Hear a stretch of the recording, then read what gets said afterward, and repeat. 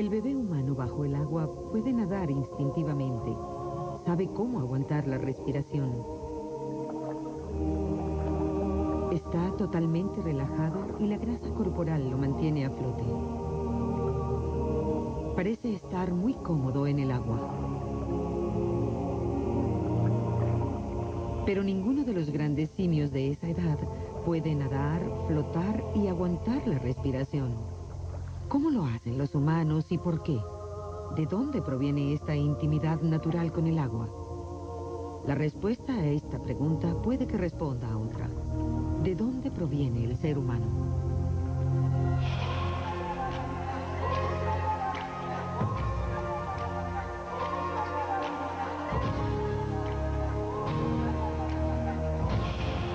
El simio acuático.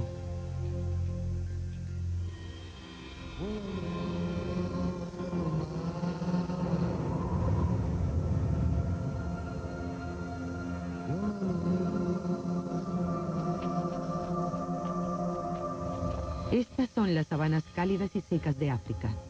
Aquí el agua es preciosa y durante la mayor parte del año no es más que una ilusión. Generalmente se cree que en esta llanura árida empezó la evolución del hombre. Y en los últimos 75 años se ha partido de este supuesto para descubrir cómo fue el comienzo de la humanidad.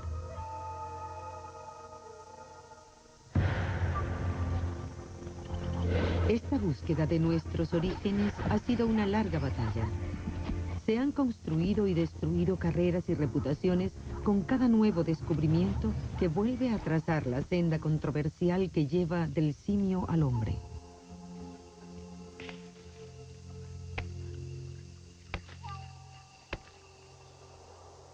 Y una teoría extraordinaria ha surgido muy lejos del continente africano.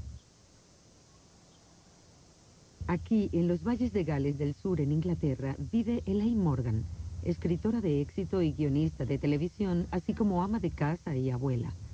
Hace más de 30 años comenzó a dudar de las teorías tradicionales sobre nuestro origen. En los años 60, casi todos los antropólogos creían que el ser humano descendía de una rama del simio que dejó los bosques para irse a vivir a la sabana. Pero cuanto más pensaba en eso, más creía que tenía una falla, pues eso no explica por qué de todos los animales de la sabana somos los únicos que caminamos en dos piernas, los únicos que somos lampiños, los únicos que tenemos bebés gordos. Tampoco explica por qué nos fuimos a vivir allá. Tenía que haber otra explicación mejor.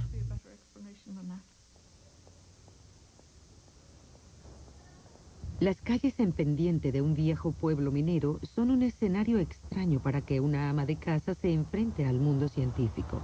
Elaine Morgan es escritora y no científica, pero creía firmemente que algo fallaba en la explicación ortodoxa sobre nuestro pasado. Cuando uno piensa en las muchas maneras en que diferimos de los demás simios, nuestro modo de respirar, de caminar, nuestro aspecto, nuestra piel, esos puntos no se explican diciendo que bajamos de los árboles a un amplio espacio de pastizales. La mayoría de estas características son típicas de los animales acuáticos, y yo creo que pasamos por un periodo de vida en un ambiente semiacuático, y este fue el punto de partida para convertirnos en seres totalmente humanos. Hay algo que nadie discute. El hombre se originó en África y es el resultado indirecto de un sismo que desgarró el planeta produciendo una enorme grieta. Es una falla en la corteza terrestre que se extiende hacia el sur, desde el Medio Oriente hasta Sudáfrica, y que surgió hace 20 millones de años, cuando los grandes volcanes comenzaron a separar al continente africano. Los volcanes lanzaron sus cenizas en un gran valle que se fue ampliando y en el que surgieron grandes lagos.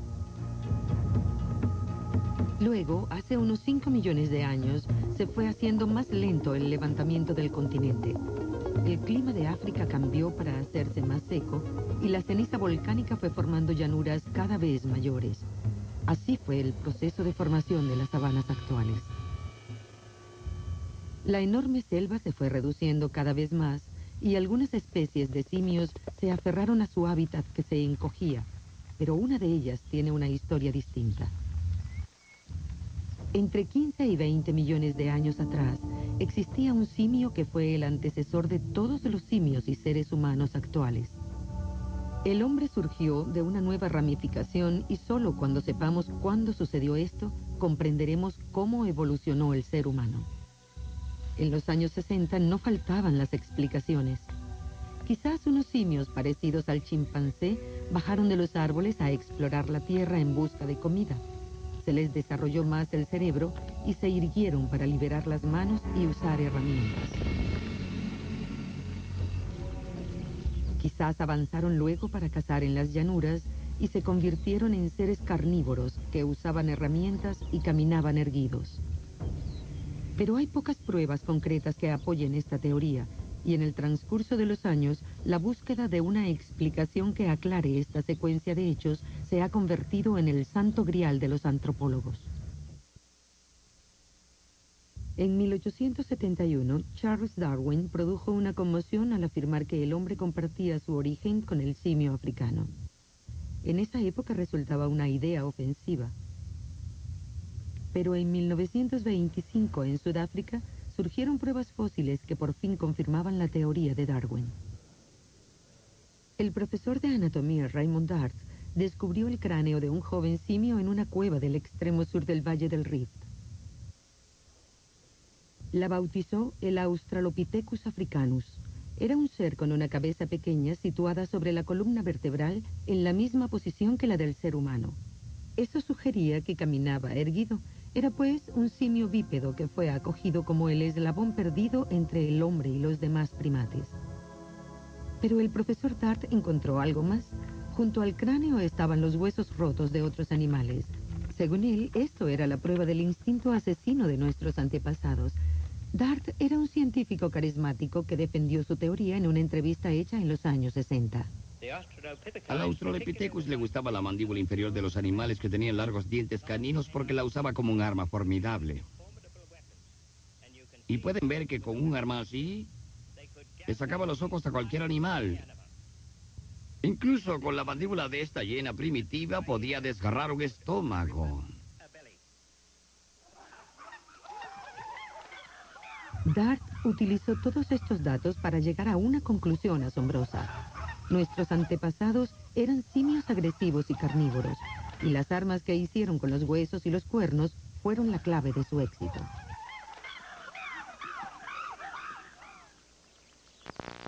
En los años siguientes, muchos científicos basados en las teorías de Dart concluyeron que la vida en la sabana moldeó a nuestros antepasados con las características del ser humano actual, como son un cerebro grande, piernas largas y la piel lampiña. Esta visión del origen del hombre se conoce con el nombre de la teoría de la sabana.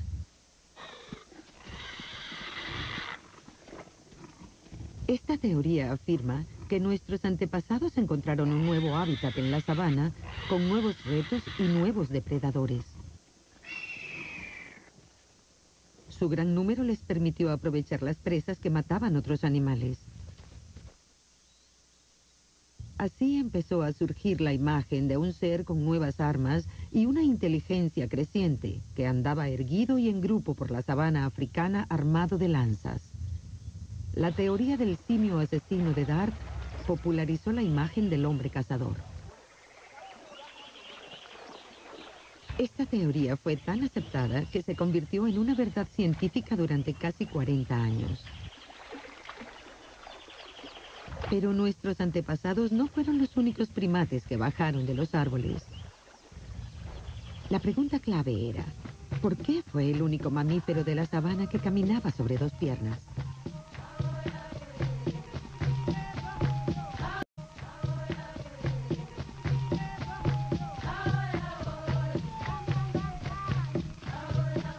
La respuesta de Alain Morgan fue que después de que el ser humano se separara del tronco de los simios y antes de que se estableciera en la sabana, se adaptó para vivir en el agua.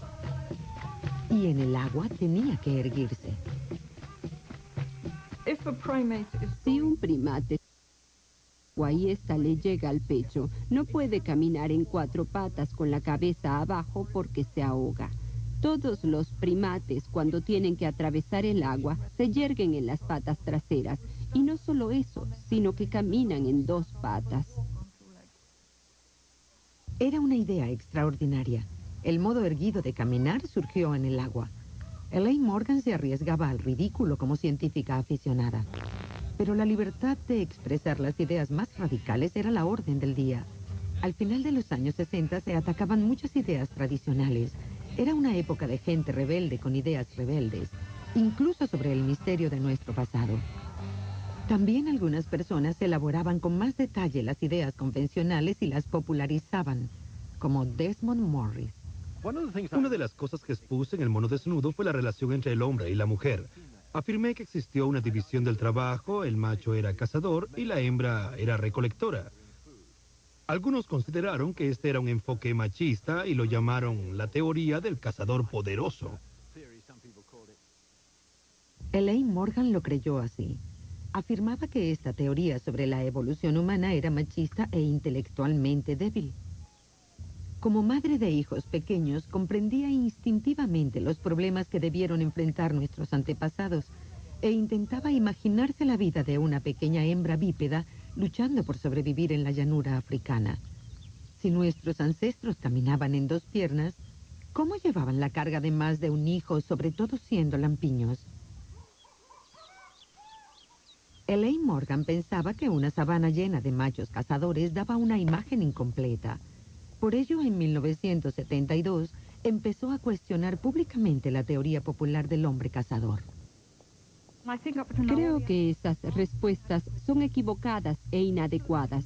Todas afirman que el hombre era un simio carnívoro que bajó de los árboles a la sabana, y el hombre se convirtió en un cazador poderoso, un ser que mataba esgrimiendo armas, mientras que la hembra se convirtió en un parásito y un objeto sexual. Y así explican todas las diferencias entre nosotros y los demás simios. Pero esa teoría no explica nada, es falsa, está llena de incoherencias y deja muchas preguntas sin responder. Creo que se mantuvo por tanto tiempo porque infla el ego masculino. A ellos les gusta creer que son ese Tarzán poderoso balanceándose en las lianas y matando animales con su lanza.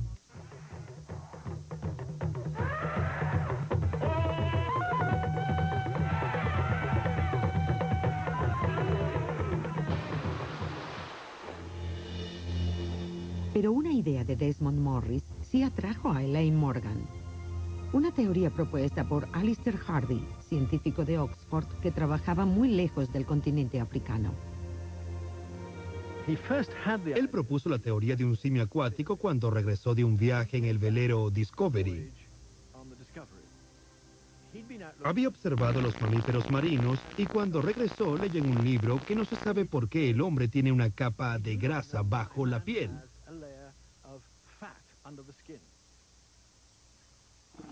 Y dijo, ya sé por qué, es como la grasa de la ballena.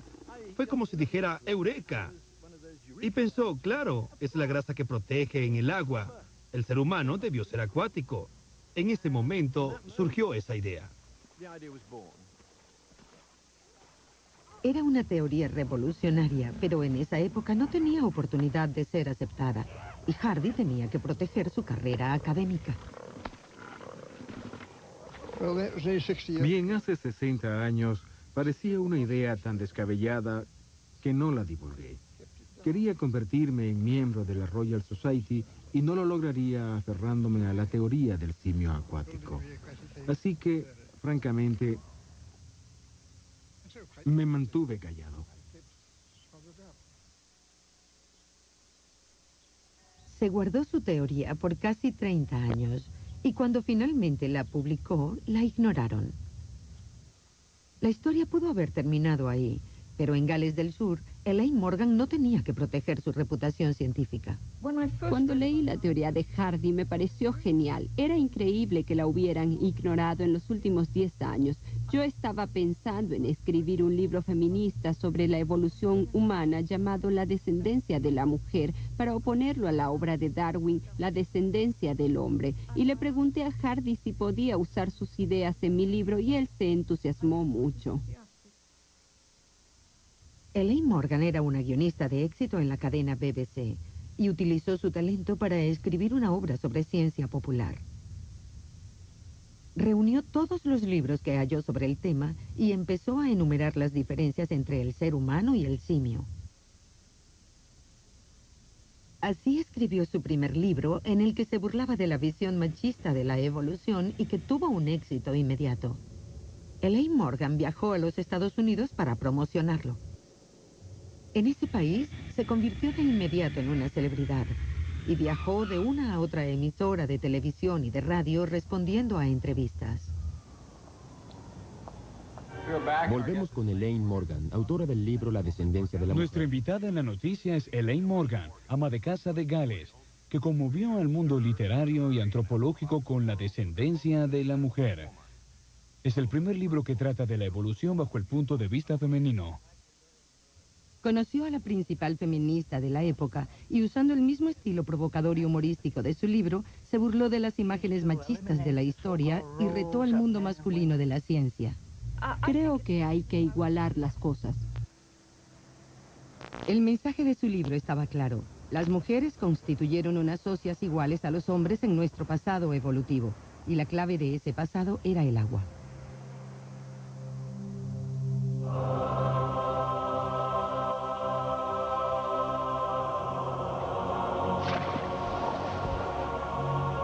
En La descendencia de la mujer, Elaine Morgan afirma que el ser humano vivía, comía y se reproducía en el agua, y que esta etapa acuática es el eslabón perdido de nuestro pasado.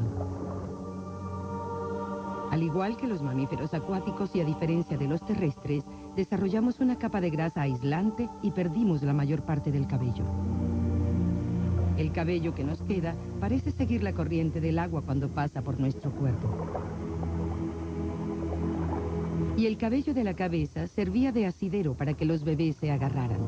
Pero si se soltaban no había problema, pues podían aguantar la respiración bajo el agua o flotar hasta la superficie. Esta teoría parecía tener sentido, pero ¿cómo fue recibida? Después de que Elaine publicó La descendencia de la mujer, hubo un largo periodo de silencio, no pasó nada. La reacción de los académicos a la teoría de Alistair divulgada por Elaine fue el de ignorarla. Y los que la comentaron afirmaban que era demasiado atrevida, pues los estudios de los primates salvajes indicaban que se mantenían bien alejados del agua. Una objeción a la teoría del simio acuático afirma que los primates le temen al agua, pero si tienen que sacar algo del agua o si tienen que atravesarla, se sumergen en el agua tranquilamente.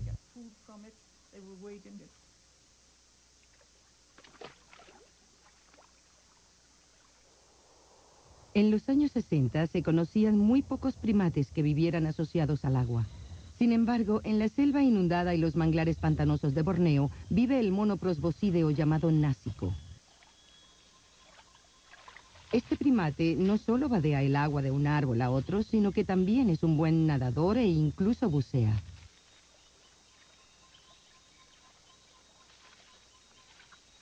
Pero los antropólogos pensaban en cosas más importantes que en las teorías descabelladas de una ama de casa galesa.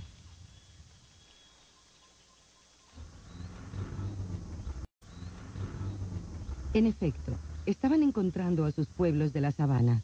En Sudáfrica y luego en África Oriental, los fósiles del Australopithecus seguían surgiendo sin tregua desde los años 30, hasta que en 1974, en Etiopía, en el extremo norte del Gran Valle del Rift, desenterraron lo que parecía ser nuestro antepasado más remoto. El antropólogo Don Johansson nos cuenta la historia. Recogimos un pedazo de cráneo y era evidente que solo podía pertenecer a un homínido. Y luego vimos otros pedazos que parecían surgir de los sedimentos, pero habían estado ahí todo el tiempo. Los dos nos miramos y dijimos, parece que se trata de eso. Nos referíamos al esqueleto. Johansson y su grupo hallaron algo extraordinario. Los fósiles de un homínido con el cráneo de un pequeño simio similar al descrito por Raymond Dart. Era una hembra a la que llamaron Australopithecus afarensis y le pusieron el diminutivo de Lucy. Caminaba erguida, la pelvis y las rodillas eran humanas, pero el cerebro era pequeño como el de un simio. Eso demostraba que eran bípedos mucho antes de tener un cerebro grande y fabricar herramientas. Y Lucy revelaba algo más. Se creía que la separación de los simios ocurrió entre 15 y 20 millones de años atrás, pero según la descomposición del potasio y el argón, Lucy vivió hace 3 millones de años. Si los fósiles de Lucy eran el eslabón perdido entre el hombre moderno y el simio, la separación ocurrió mucho antes de lo que se imaginaba, hace solo 5 millones de años. Johanson y sus colegas afirmaron que había que volver a trazar el árbol genealógico del hombre, iniciando así otro gran debate antropológico. Pocos años después, la teoría de Johanson recibió el apoyo de la famosa descubridora de fósiles Mary Leakey, quien realizó otro hallazgo sensacional. Halló las huellas fosilizadas de 3 de estos antiguos antepasados conservadas en un lecho de ceniza volcánica. 2 de ellos parecían caminar juntos, mientras que el tercero los seguía detrás. Eran huellas de hace 3.600.000 años y probaban claramente que este antepasado del hombre caminaba erguido. El paso del simio al ser humano se hacía más claro. Había un cierto orden en la secuencia que moldeó al ser humano. El caminar erguido, en lugar de ser el paso final en la transición del simio al hombre, era el primero. En ese momento comenzó la historia de la humanidad, y los científicos tuvieron que preguntarse por qué motivo el ser humano se puso de pie por primera vez. Y Elaine Morgan aprovechó estas nuevas pruebas para respaldar sus propias teorías. A todo lo largo del Valle del Rift se encuentra una cadena de grandes lagos en cuyas orillas se han hallado los fósiles más antiguos. Pero hace 6 millones de años, todo esto era un inmenso mar que cubría grandes áreas del norte de África. El mar invadió toda la zona de Danakil en el norte, dejando solo una isla de tierras altas llamada los Alpes de Danakil.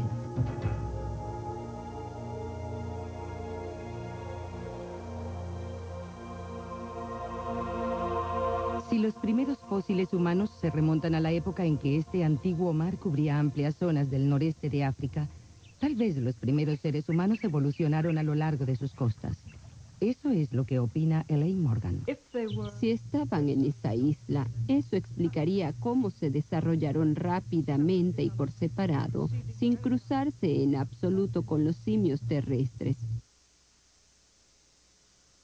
Una nueva ciencia, la biología molecular, estaba revolucionando el estudio de la evolución. Lejos de los descubrimientos antropológicos, los científicos estaban empezando a reconstruir el pasado sin apoyarse en ningún fósil.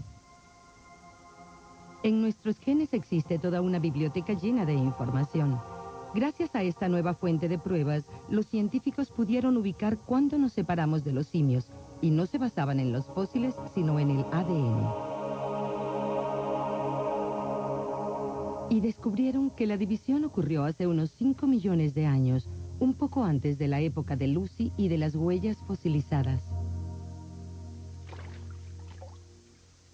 De modo que todas las pruebas, el clima, los fósiles y la genética, se unían para trazar la nueva imagen de un antepasado similar al simio que caminaba erguido, vivía cerca del agua y no tenía tanto tiempo de existencia como se pensaba.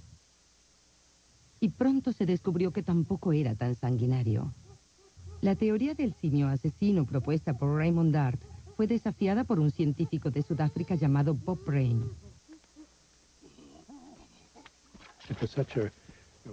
Él propuso esa teoría tan convincente del simio asesino e insinuaba que en esa época tan remota, hace 2 o 3 millones de años, nuestros antepasados ya eran grandes cazadores que mataban a cualquier animal del ambiente. Llevaban los huesos a sus cuevas para comérselos y escogían algunos de esos huesos como armas y herramientas. Pero la interpretación de Bob Brain era muy distinta. Nuestro antepasado simio no era el asesino, sino la víctima. Él encontró gran cantidad de cráneos, dientes y otros huesos de hombre simio, mandriles y antílopes.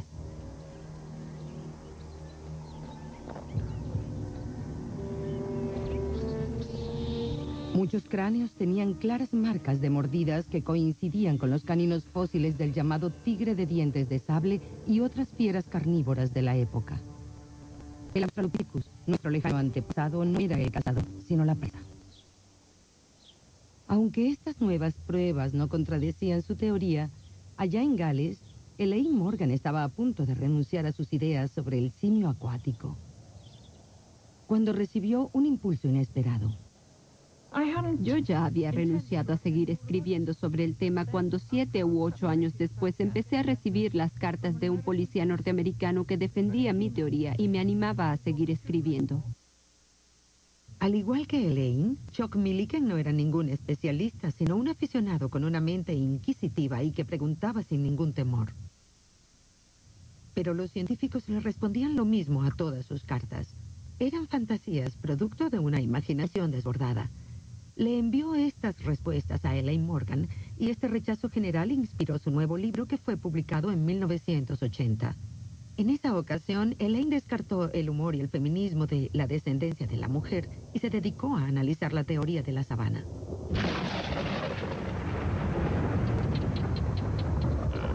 Afirmó que no era lógico que el eslabón perdido entre el simio y el hombre viviera en la sabana.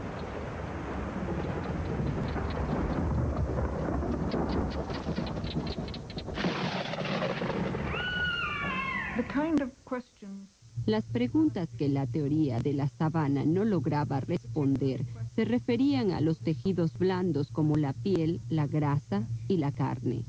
No podían explicar por qué éramos el único animal de la sabana que perdió su pelaje, por qué éramos los únicos que teníamos capas de grasa bajo la piel. Los más familiarizados con estas características eran los médicos dedicados a la investigación, y uno de ellos ya publicaba trabajos que demostraban lo distintos que somos de los demás animales de la sabana. Los antropólogos tienen un punto de vista muy distinto. Solo ven los huesos que encuentran en un ambiente árido.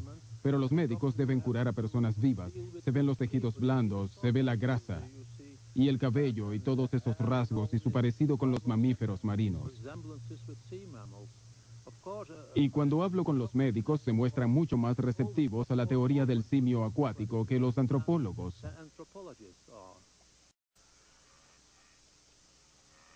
Los defensores de la teoría de la sabana explican que el aumento de la grasa y la pérdida del cabello son un mecanismo para regular la temperatura corporal en el calor de la sabana. Pero los defensores de la teoría del simio acuático afirman que en la Tierra el cabello es un aislante mucho mejor que la grasa y protege mejor contra los cálidos rayos del sol.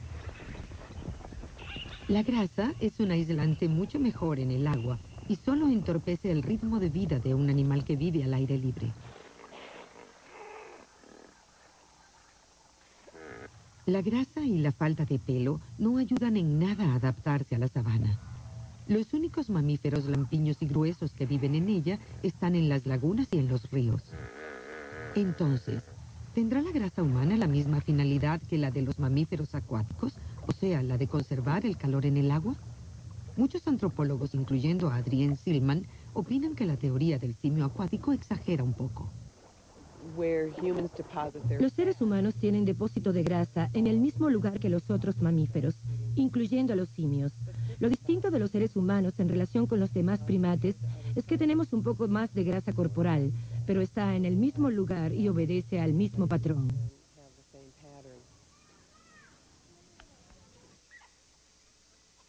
La diferencia en la grasa corporal quizás sea leve en los adultos humanos, pero es muy marcada en los bebés. A diferencia de los demás primates que nacen casi sin grasa, el bebé humano tiene gran cantidad. La grasa es un rasgo evolutivo específico, no es solo un castigo por comer demasiado. El niño pasa más tiempo en el vientre materno que el chimpancé y el último mes solo se dedica a acumular grasa y después de nacer engorda mucho más durante sus primeros 12 meses de vida. Debe haber un buen motivo para ello. Y Elaine Morgan afirma que lo hay. La grasa no solo es un aislante, sino que hace flotar. Y si tuvimos un pasado acuático, esta facultad de flotar fácilmente puede ser el motivo de la grasa infantil.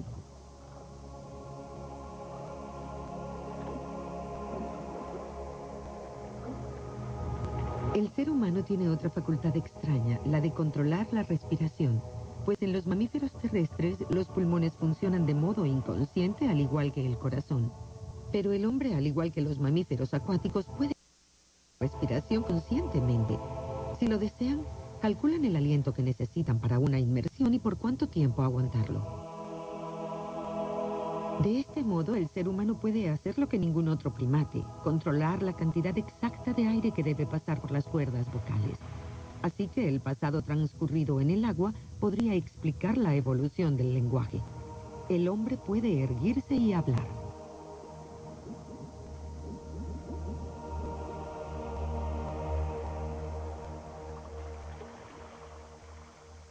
A mediados de los años 80, Elaine Morgan por fin tuvo acceso al mundo académico cuando se publicaron una serie de artículos suyos en varias revistas científicas respetables. Ya no podían seguir ignorándola, pero tampoco logró una amplia aceptación. Es una idea muy extraña. La hipótesis tiene problemas, pues eso del simio acuático nos hace evocar la idea de un perrito humano chapoteando en los lagos y mares. Y esa es una adaptación insólita. Y no recuerdo la existencia de ninguna evidencia fósil que apoye una adaptación tan extraña. Pero Elaine sí estaba buscando una evidencia fósil, aunque desde otro punto de vista. Ella observó que los huesos le permitían erguirse al animal. Se trataba de un simio que vadeaba caminando sobre dos extremidades en agua o en tierra.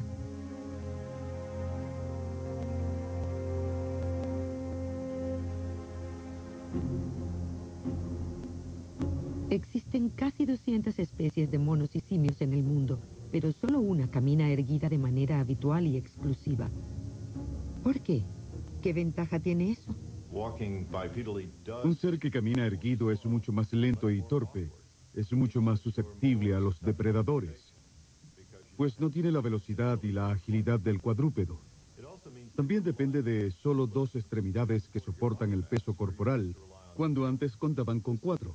Esto aumenta la carga sobre las piernas, es más susceptible a las heridas, el esqueleto se deteriora antes y en general es una forma de locomoción muy mediocre. Los científicos daban sus propias explicaciones relacionadas con un cambio climático que obligó a nuestros antepasados a salir de la selva hacia la sabana. Una de las primeras teorías afirmaba que al erguirse, el hombre primitivo miraba sobre la hierba en busca de algún posible depredador, como lo hacen muchos animales de la sabana. Pero aún así, la carrera es más veloz usando las 4 patas. Es posible que la posición erguida sea el resultado de querer alcanzar los frutos de los árboles bajos de la sabana. O aún mejor, al tener las manos libres, nuestros antepasados simiescos tenían las manos libres para llevarle más comida a su pareja y a sus hijos.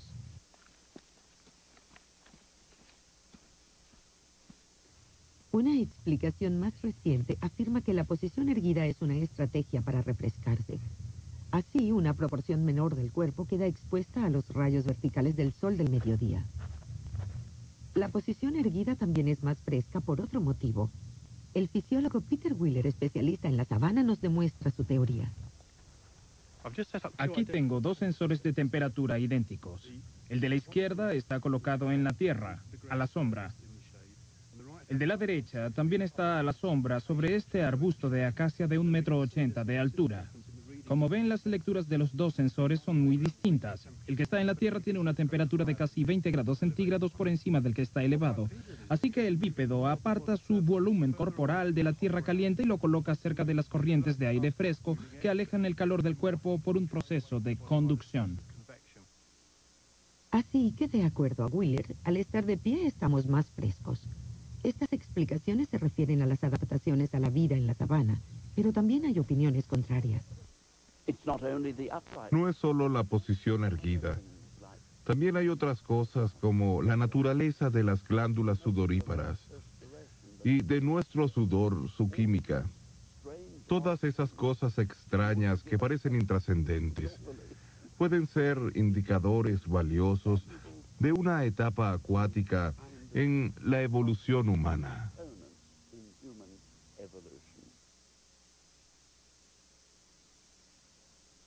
Si nuestros antepasados se mudaron de la selva a la sabana, tenían que adaptarse a un medio ambiente seco, cálido y expuesto. Sin embargo, el hombre debe tomar mucho más líquido que los animales de la sabana. También sudamos mucho más que ellos. Emitimos una orina diluida y morimos rápidamente por exceso de calor.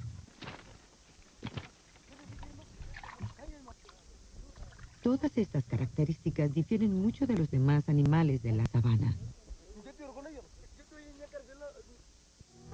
En 1990, Elaine de nuevo puso su historia al día.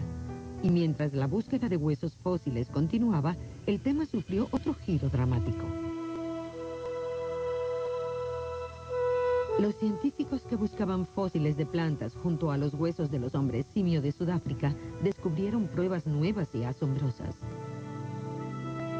Estas demostraban que cuando nuestros antepasados asumieron la posición erguida, vivían en un ambiente boscoso y selvático y no en la sabana. Ahora había que reevaluar las ideas de los que defendían la teoría de la sabana.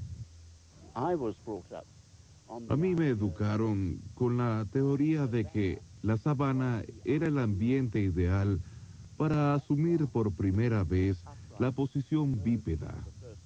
Me refiero a los primates que nos precedieron. Eso fue una idea fija durante décadas. Pero ahora parece que esa teoría no es correcta. El principal argumento contra la teoría del simio acuático, o sea, afirmar que la humanidad surgió en la sabana, perdía validez. Así ganó un tremendo impulso la teoría acuática, porque no hay nada que la sustituya. La única teoría que se defiende ahora es que quizás cuando el simio cruzaba la llanura entre un bosquecillo y otro, asumió la posición erguida. Es una versión muy débil de la teoría de la sabana. Como dicha teoría murió, hay que buscar algo que la sustituya, y la teoría del simio acuático es la única que tiene validez.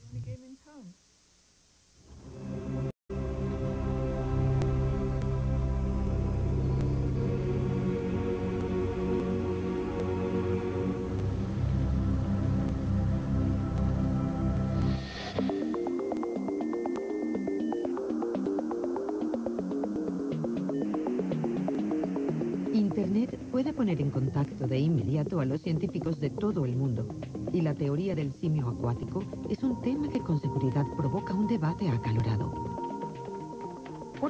En el Internet aprendí que podía reunir todas las pequeñas objeciones que ellos proponían a puerta cerrada. Y se me ocurrió escribir un nuevo libro, actualizando mi cultura, aceptando sus especificaciones, respondiendo a sus objeciones, poniéndome al día. Y quizás ahora me tomen en serio. El resultado fue su última obra publicada en 1997, cuando Elaine Morgan tenía 77 años. Y unos meses después llegó el triunfo. Una invitación a la ciudad vacacional de Sun City en Sudáfrica para hablar en un simposio científico internacional sobre el origen del hombre. Allá estarían los expertos mundiales en la evolución del ser humano.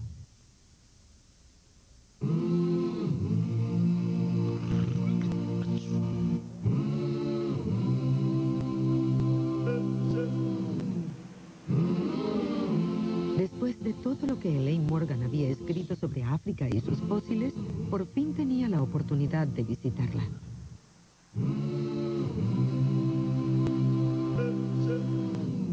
Hizo una gira de un día para los miembros del simposio, donde vio personalmente la labor de los paleontólogos en busca de fósiles.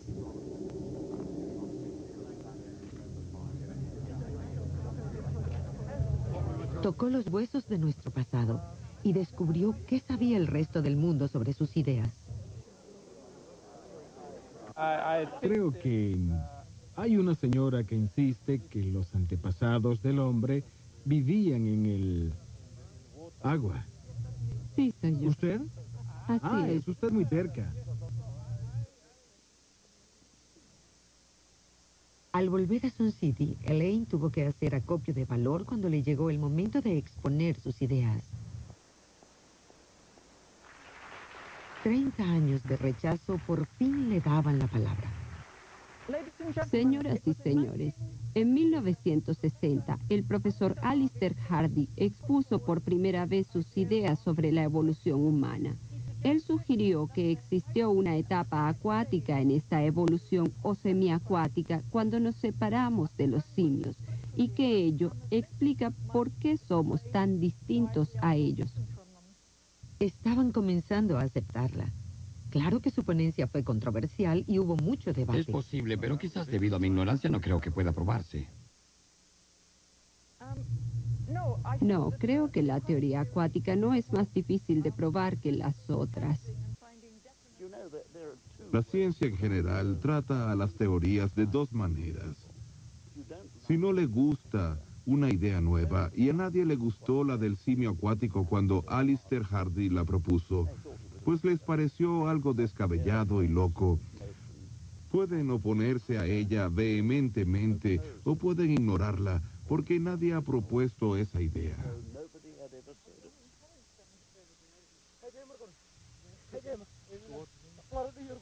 Pero un número de científicos cada vez mayor cree ahora que la teoría del simio acuático propone muchas preguntas, y estas no se responden estudiando los huesos fosilizados ni la biología de nuestro organismo, sino los alimentos que comíamos en el pasado. El Homo sapiens logró un cerebro grande porque encontró un nicho ecológico o un medio ambiente donde tenía las sustancias nutritivas esenciales, como son los lagos, el mar, los estuarios, donde el cerebro pudo evolucionar desde un principio en un medio ambiente marino. Y aún tenemos una deuda de gratitud con la química de ese medio ambiente. El Homo sapiens aún lo añora.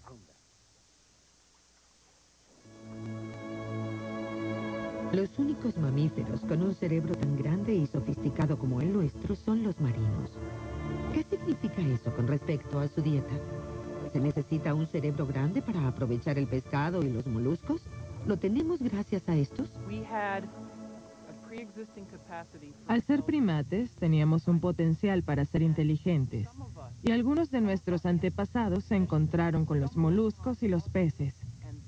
En el Valle del Rift se atrapan los peces con la mano o con lanzas, pues quedan varados al final de la temporada de las lluvias y es muy fácil aprovechar esos recursos.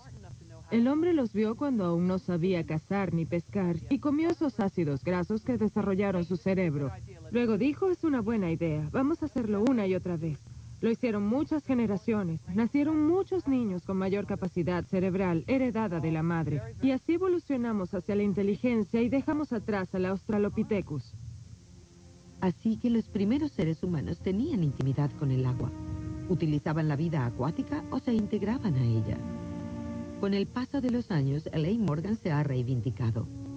No se han probado sus teorías ni tiene el apoyo de la mayoría de los antropólogos, pero se la reconoce y sus ideas están impulsando otras nuevas. Creo que Elaine Morgan, con esa serie de libros tan bien escritos, está retando a los científicos a que se interesen en el tema, a que vean las pruebas desapasionadamente, a que no desvíen la vista como si fuera algo que no debe mirarse ni escucharse. Y si son honestos, tienen que examinar las pruebas fríamente. Debemos hacerlo si somos fieles a nuestra vocación científica.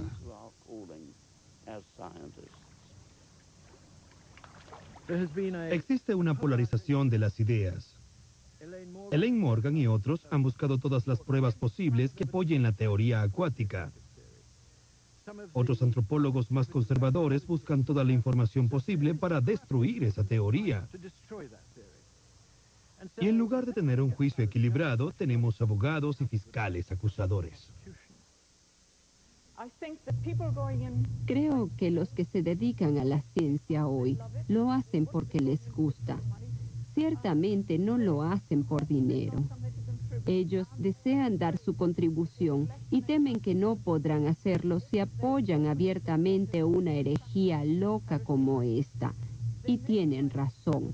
No les recomiendo a nadie que arriesgue su carrera por esta teoría. Si es sólida, prevalecerá de todos modos. Y si no lo es, no merece perdurar. Muchas gracias.